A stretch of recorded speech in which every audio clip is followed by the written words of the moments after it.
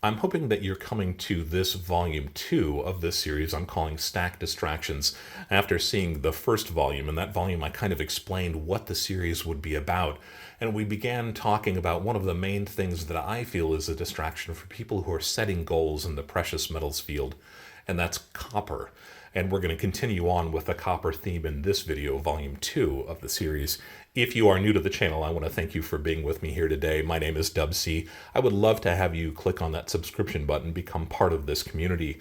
If you are one of my returning subscribers, thank you guys as always for being with me. Hopefully you've started to see the perspective that I'm trying to give you. I'm not trying to influence your decisions. I'm just trying to give you a little bit of information because I've seen this happen before and people can get distracted off of the goals that they have set for themselves. I like to begin my videos with a simple disclaimer. I am not a financial advisor. I'm not trying to offer you any kind of financial advice. I'm simply trying to share some of my experience having bought and sold precious metals and rare coins for the last 30 or 40 years. And I typically jump right into a series of definitions that we can fold back into the subject that we're talking about. But if you've come from volume 1, you know already kind of laid several of those on you. I would like to ask for you to remember once again, kind of refresh and think about those questions that I asked you at the beginning of volume 1 of this video series. And that is, why are you a stacker? What do you ultimately want to get out of stacking? Do you have a goal, whether it's a financial goal or a weight goal? If you're stacking ounces or stacking kilos, what are those goals that you have set for yourself? And ultimately, with those goals in mind, is there a major purchase somewhere on the horizon that you're after? If it's your own home, if it is a vacation home, if it's early retirement, if it's education for your kids or grandkids. These are goals that you have probably been thinking about, that you have set for yourself. And I am not trying to tell you what to do and what not to do. I just don't want to see you get pulled off of those goals if you are moving into something like a stack distraction, like we decided that copper is. And I want to give you at least one kind of caveat here, and I want you to think about it. I make a point of not telling people what to do in my videos. I've never put out that kind of video because I feel like it's kind of almost a clickbait. It's a way to build memberships and it's a way to build revenue, if you will. You have never seen me sell a single thing on my channel, and it's my intention to probably never sell anything. I don't offer paid memberships on my channel. I'm not saying never, but up to this point, I haven't offered them and I don't foresee it at any time in the future. So what does that all tell you? Well, hopefully it tells you that I am trying to remain as neutral as I possibly can. Believe me, there's nothing wrong with YouTubers who do have paid memberships. This is something that YouTube offers us. And I'm not saying that you shouldn't be selling on YouTube. I have lots of friends in the community who do sell, and they offer interesting things on a regular basis. But it's not a part of who I am, and it's not part of my channel. I'm trying to remain as neutral as I possibly can to give you information so you can make up your own mind about these things that I have witnessed over the last several decades. Please just keep that in mind. So in addition to thinking about the questions that we asked in the last video, remember that I gave you 5 different references that are pretty legit references who drew a line between what was a precious metal and what is more of an industrial metal. Is that too fine of a point? It's not really. If these are pieces you want to collect, and again, I have plenty of these pieces in my collection. These are just the tip of the iceberg. I have lots of other pieces of copper in my collection, spanning across several different things that I collect. I just don't want you to see it as a precious metal as you work towards your precious metal stacking goals. That's really the whole focus. Are there pros to copper? Clearly there are, otherwise you wouldn't see me with the pieces that you have here in front of you. Copper is inexpensive. We talked on the last video that copper right now is about $4 a pound. Remember that copper and gold and silver are global commodities and their prices fluctuate all the time. But as I'm filming here today, about $4 a pound. That's really inexpensive. That is definitely a positive if you're on a budget and you want to stack things that kind of motivate you. We'll talk about that in a second. Copper has endless utility. And for my subscribers and viewers who work in the HVAC field, you guys are intimately familiar with that. You see the condensers that have coils that have copper in them. Lots of the components that you're using are made of copper, the couplings, the supply lines. If you are in the plumbing fields, related fields, you know that there's tons of copper still out there. And even for kind of the more modern pieces like PEX, those couplings made out of bronze or copper alloys. And if you're in the electrical trades, well, you use copper probably on a daily basis. Every gauge of wire you can think of, and lots of the other components that you are using also use copper. It's amazing to think that here in the 21st century, we are still using so much copper, and that's how significant and important it is to civilization. But that doesn't make it a precious metal. Remember in the last video, I gave you the example that we pulled gold out of our circulation almost 100 years ago. Silver went out of our circulation 50 or 60 years ago, but copper is still found in our circulating pieces. That should kind of tell you something. So it definitely has utility. It definitely is still important. In the space age, we are still using copper. Copper is attractive. No denying about it. Obviously, with the pieces that I think are really attractive, you probably think there are too. This Provident round, I think, is a really, really beautiful round. And some of the things that I've seen come on the market recently that are taking advantage of 3D printing technology, some really, really beautiful pieces. So there's no denying that copper is beautiful and can be very beautiful. I mentioned in the last video that there are several people within our community who do pours. That's when they melt copper and silver and actually pour it into molds to make interesting pieces. I'll leave a few of those folks' channels down below so you can take a look at them. And I'm looking right at TheBrokeStacker. He's one of my fellow content creators. He makes beautiful copper pieces that have a gorgeous, really cool patina on them. Definitely check out his pieces. I would love to have some of those in my own collection someday. So copper is incredibly attractive, can be, that's certainly true. But none of these feel like it's a precious metal, and that's kind of the goal that I'm trying to get at. The one nice thing about copper, and I mentioned it briefly in the last video, is that it really starts to make you feel like you're accomplishing something, and I'm not trying to belittle that. That is an important feeling. I want you to feel excited. I want you to feel the same way about precious metals that you can tell I feel about them.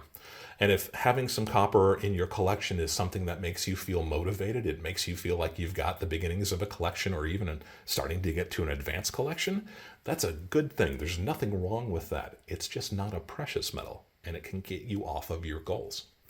How about some negatives for copper? Well, obviously, I think it's a distraction. That's why we put it number one in this video series. We've talked about that quite a lot. It's not a precious metal. Copper takes a lot of space.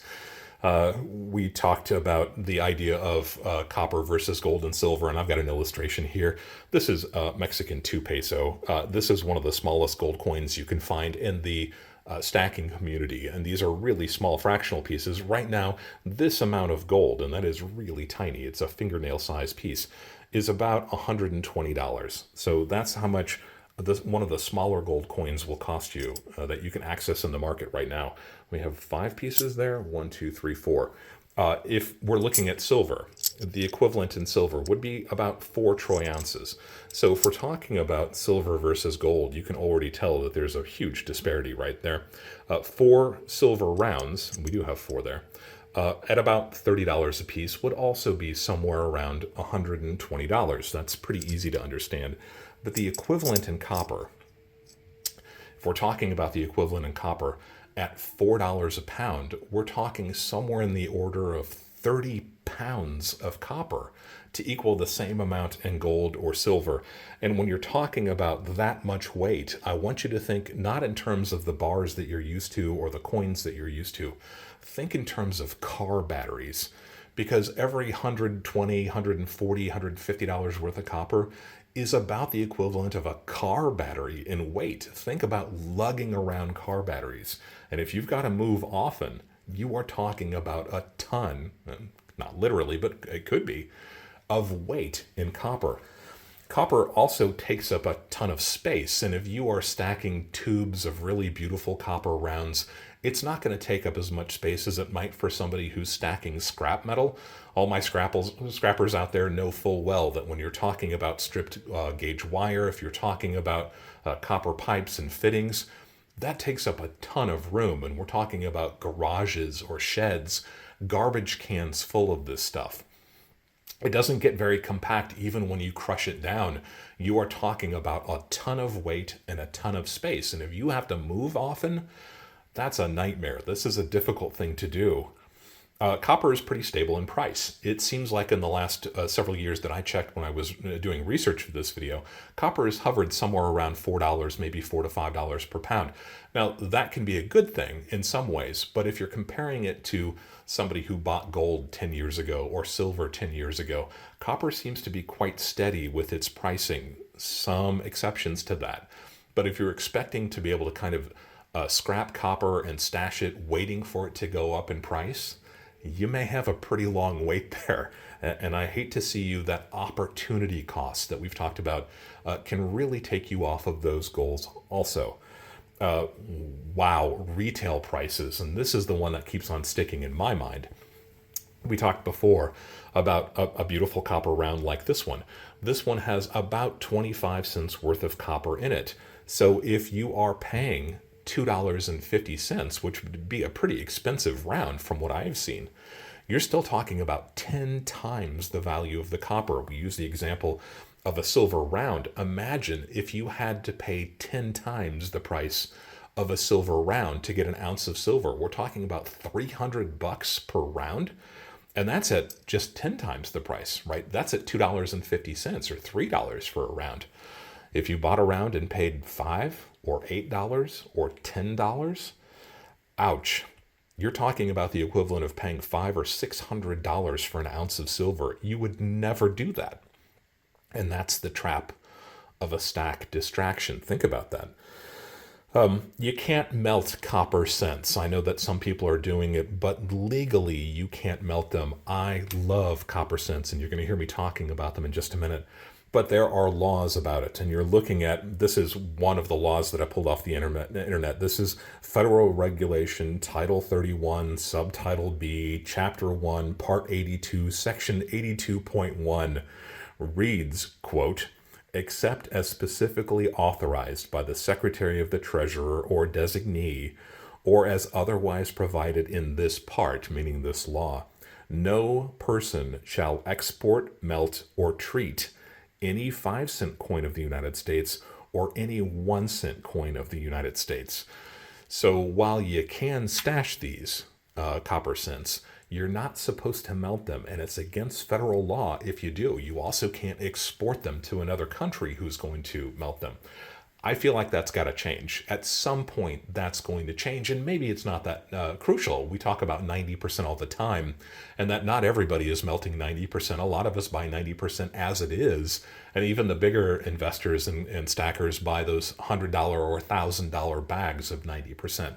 So I suppose it's possible that copper is going to reach that level. Some people are already kind of buying and selling it in that way. But just know that as I'm filming right now, it's against the law to melt down copper cents to make things.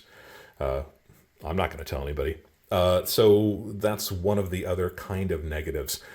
And maybe one of the biggest negatives, and this is something that I think applies to a lot of the things I'm going to talk about in the Stack Distraction video series, is that there really isn't a two-way market. What does that mean?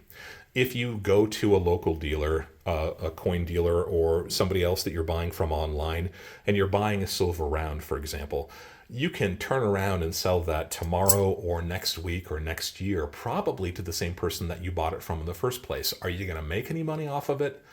Well, maybe. If the price of silver has gone up, if the demand has increased for whatever it is that you bought, then there's a possibility that you're going to be able to buy it, to make a profit on it. But the point is that very few dealers, online retailers, or anybody else is going to say no when you come back in to sell that. They make their money off of selling pieces and buying pieces, and they need that constant churn for them to make their money. So they are going to welcome your pieces. Whether or not they're going to buy them back with you making a profit is another story.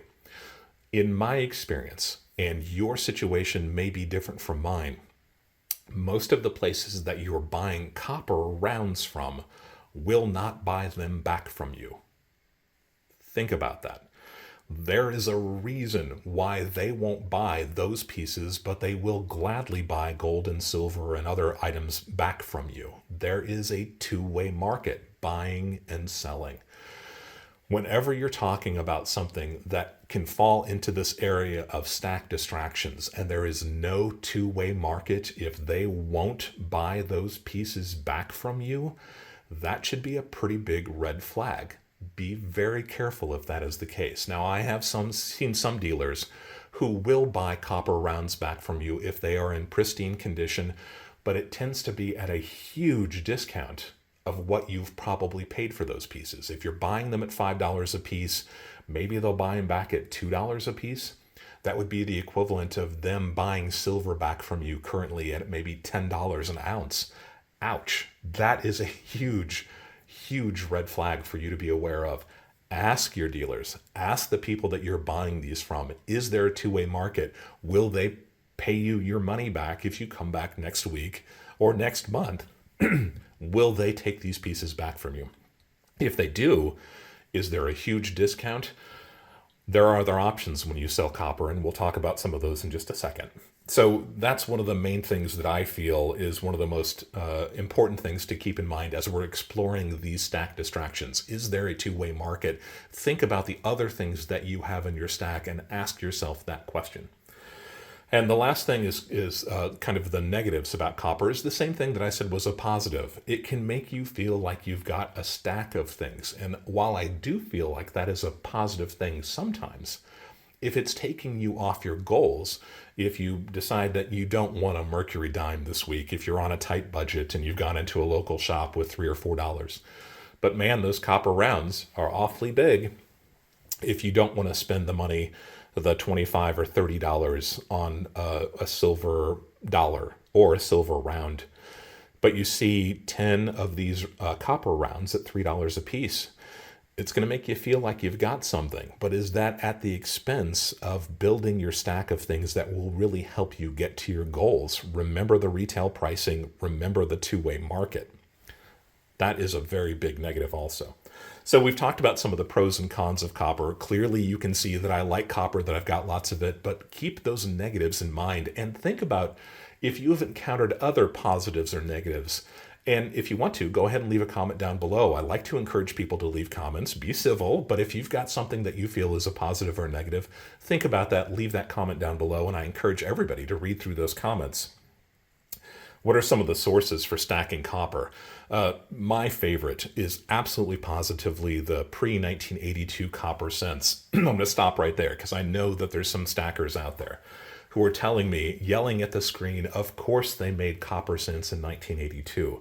They did. 82 was a transitional year, but I'm kind of lazy when it comes to stacking pre-82 cents. That's why I call them pre-82. The American cents that were made before 1982 were made out of a really strong copper alloy. It's zinc and tin qualities varied over the years, but usually it's about 95% pure copper.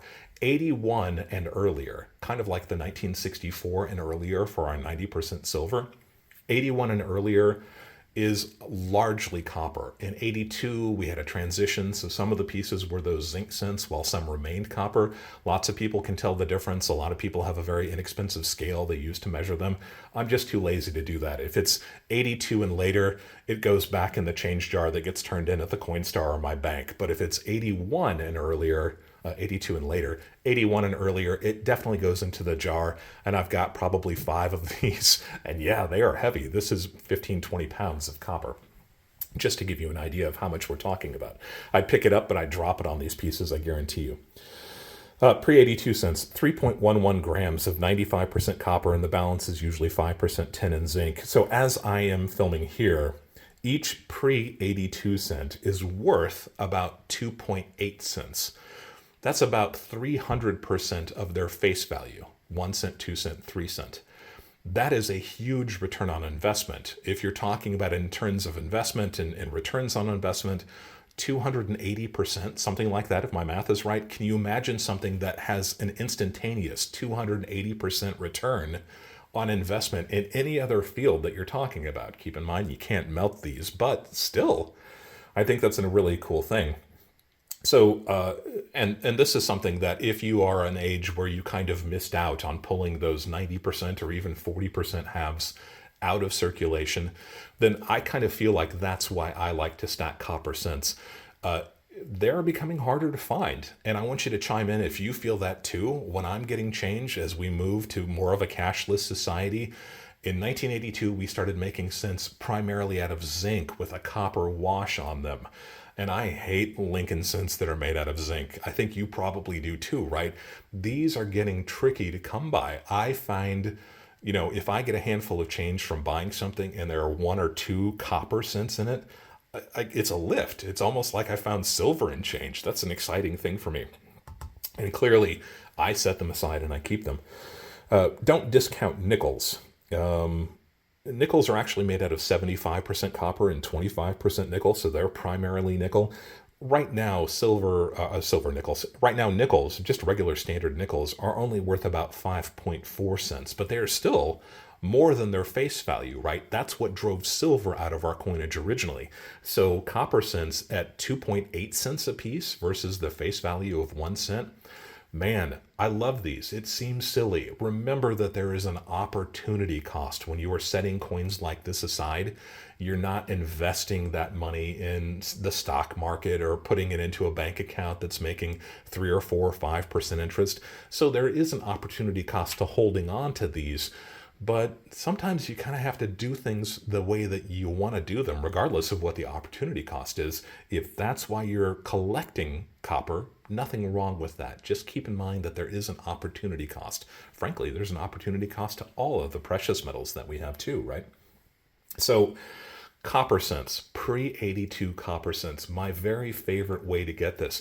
Now, when you're talking about a comparison, if we're talking about 10 times the value of the copper contained in a round, or 20 times, or 30 times, if you're paying $5, $6, $8, $9 per copper round, you are losing so much money in terms of its copper value. Whereas with the copper cents, you're making money, if I can use that expression, because they're worth 3 times what you just put them aside for. Compare and contrast. Copper cents are awesome. And yes, I do stack copper cents, and I'm proud to say that I do. There are some foreign coins that you should look out for. If your dealer still has one of those old school 3 for a quarter bins or 10 for $1 bins, there are certain foreign coins that have value. There's a website that I really like that's called Coinflation, and I'll put a link to it down below. You're seeing a picture of it here. This was kind of an independent website that ran for a long time, and I think it was eventually bought out by Collectors Universe. They are the parent company of PCGS. And at the time, I think the individual who was running this was trying to add every country in the world to this database of information. And what it does is it tells you how much each coin from the United States is worth in terms of its precious metal value and even its base metal value. So you can check around the clock, constantly updated, the values of our circulating coinage when it comes to their metal content. And I think Mexico has added and Canada has added. Like I said, I think he was going to add a bunch of other things. And there are some other websites who try to do the same thing. If you know of a website that has this information, definitely leave a link down below or let me know about it. But I use Coinflation on a regular basis. That's how you can tell how much each one of these cents is worth, our nickels, even our clad dimes and quarters, and also our silver pieces and our gold pieces too. So it's an invaluable resource. I mentioned that because they were expanding into Canada and Mexico, and you can still find some of that information on Coinflation. These pieces, these are 1955 to 1959 50 centavo pieces from Mexico. And of course, they've got that Cuauhtémoc on them that I really like from the Mexican 5 pesos from a little bit earlier. So these pieces, I just happened to be standing in a local coin shop probably 10 years ago, shooting the breeze with the owner, nobody else in the shop, and we were just talking, and I was digging through his 3 for a quarter bin, and I kept on pulling these aside because they've got that Cuauhtémoc feature on them. And before I knew it, I had an entire roll of them set aside. I think this is a Canadian. Is that a gold maple? You Canadian guys will have to tell me. Gold maple, silver maple. This entire roll, and it wound up costing me like $2 or $3 for this big roll of copper pieces. Each one of these, 14 grams of bronze, and I think their alloy is very similar to the copper cents in the United States. In fact, I'll show you a picture of it right here so you can see. So each one of these value as of today somewhere in that area of 14 cents. And that's about 5 times the amount of copper in our copper cents in the United States. So not every foreign issue that looks like copper is going to be made out of copper or bronze or an alloy that's very similar. You need to kind of educate yourself on what pieces to look for. And clearly, if your dealer is selling these for 25 cents a piece and they've got 14 cents of copper in them, that's not going to be a good deal. But if you can find them, or pieces like these, that are selling for significantly less than their copper value, I think that makes a really interesting alternative to a copper round. You have a little bit of age to them. There's a little bit of numismatic possibility. There is a face value on these pieces, clearly not a face value on the copper rounds. But if they're costing you as much as the copper or even less than the copper that's contained within, you're already saving so much money versus copper rounds, modern copper rounds. I think these are a really interesting alternative. Just keep in mind that not every piece that looks like copper is made of copper. You have to kind of figure out the ones that you like for yourself. So foreign pieces. Scrap. I've talked a lot about scrap in this video, and I've tried scrapping a little bit myself to lesser or worse degrees of success. I have to say that sometimes I've been really, really successful. Extruded aluminum seems to work really well for me. Copper and bronze, not so much, and maybe it's just I'm too lazy to go out there and really find the pieces that have value. But when we're talking about scrap, I'm also talking about you guys who go to antique stores or flea markets and find those silver-plated items that could be made out of copper or even nickel, pieces like that. If they have 6 or 8 ounces worth of copper in them, those kinds of pieces, and they have a price tag of $3 or $4, well, that's going to bite you in the butt. Remember, we said that copper is about $4 a pound, so half a pound should have at least $2 worth of copper in it. If you're paying more than $2, just as an example, then you're starting to creep into the round prices of copper, the retail prices. Now, if you can pick these up for $0.25 a piece, keep in mind that you're not sure what they're made of. You don't really know what's hiding under that silver wash or silver plate. So it can be a bit of a gamble. It's kind of fun if you find something that's really made out of sterling. And of course, I've made an entire series about that. I'll put a link down below to the Is It Silver series. But these pieces, if you're buying them right, if you've got the space to hold them, if they are beautiful, if they're functional, if you like these pieces, then it's okay, right? As long as you're not paying a premium for these, then you're probably doing okay. With a big caveat, I'm going to talk about that in just a second. If you're going out and finding the copper wire, the copper tubes, the copper pipes, all those kinds of things, that can definitely be a way to make money off of copper and to have a significant stack of copper. But remember, it takes a lot of space. And if you have to move a lot, or if you're not capable of moving large quantities, remember, it's not just taking it home with you, it's finally getting it somewhere where you're going to be selling it. Then copper scrap can be a little bit iffy. I like the idea in theory. Leave some of your comments down below. I'd like to see what you've been able to accomplish in scrapping copper. Maybe you've had success and maybe there's something I'm not thinking about that really can bring in some value. So I'd be interested in that. I mentioned before that when we're talking about the $4.09 per pound price, that's the globally traded commodity price. I called one of my local scrap yards to get some quotes for them. I'd like to hear what your thoughts are about this also, you guys who are scrappers who do this. Bare Bright, uncoated, no smaller than 16 gauge wire. So this is kind of the important stuff. This is number one, Bare Bright. My local yard paying $3.45 a pound. I would consider copper rounds to fit into that realm. So if you are already paying multiples of the value of the copper retail at that $4.09 globally traded price, imagine if you're paying that based on them reimbursing you at $3.45. That's really taking it in the shorts when it comes to selling something that you've already paid for. If your local shop or flea market's not going to buy these pieces back from you, and you eventually have to kind of figure out a way to get money from these, if it's not going to be exchanged in trade, selling them at your local scrapyard is going to already take a 20-25% discount on the value of the copper. Number one, copper tube, which they said is no threads, no paint, no solder, $3.30 a pound. Ouch, you're already going down in value here. And they said number two, copper, which is corroded, painted, solder, and wire down to 20 gauge or lower. $3.15 a pound. So you can see that the amount that these scrapyards are going to pay you significantly lower than that $4.09 per pound price that we talked about on pure copper traded in 1,000-pound increments or ton increments on the global markets. So there is a significant difference between the way that gold and silver are bought and sold versus how you're probably going to have to offload all of that copper that you've scrapped, that you've set aside, and that you've maybe bought in terms of rounds. That can be pretty detrimental also. Rounds and bars and bullets, we've all seen all of the different options that are available at the coin shops, the gun shops, the gun shows, the flea markets, the garage sales, everything else. This is an example of one of the cheapest runs that I could find. I went ahead and did a little bit of research poking around eBay. And what you're looking at here is a selection of copper rounds that are selling for as little as $1.29 a piece. Remember, we said that they contain 25 cents worth of copper, so you're already paying 5 times what the copper is worth.